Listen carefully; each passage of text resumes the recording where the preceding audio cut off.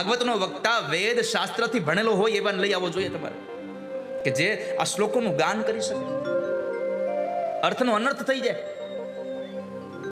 ફળના બદલે કંઈક બીજું મળી જાય. તો ઇન્દ્રને મારે એવો દીકરો ન થયો, ઇન્દ્રના હાથે મરે એવો દીકરો થયો એ વૃત્રાસુર.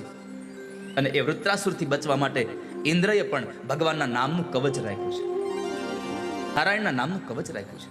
અને એ કવચ થકી એ ઇન્દ્ર પણ વૃત્રાસુરથી બચી ગયો. સુર એટલે આમ જોવા જાવ તો એક ભગવાનનો વૈષ્ણવ છે. ઇન્દ્રના હાથમાં રહેલું દધીચી ઋષિના અસ્થિમાંથી બનાવેલું વજ્ર, એ વજ્રને જોઈને પણ પ્રાર્થના કરીને કહે છે, અહમ હરે તવ પાદૈકમૂલ દાસાનુદાસો ભવિતાસ્મિ ભૂય. અહમ હરે તવ પાદૈકમૂલં દાસાનુદાસો ભવિતાસ્મિ ભૂય.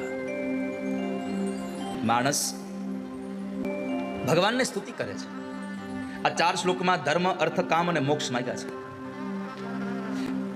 વૈષ્ણવનો ધર્મ કયો?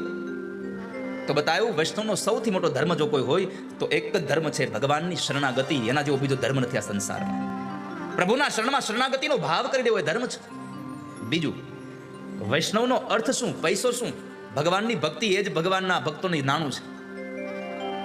પછી કામના આવી, આ સંસારીની કામના હોય, મારે સંતાન થાય, મારે મકાન થાય, આવી બધી કામના હોય. પણ વૈષ્ણવની કામના ભગવાનના દર્શનની કામના હોય. અને છેલ્લે આ સંસારના લોકો મોક્ષ માગે, પણ ભગવાનનો ભક્ત એમ કહે કે મને તમારા સત્સંગીનો સંગ થાય એવી કૃપા કરજો ભગવાન.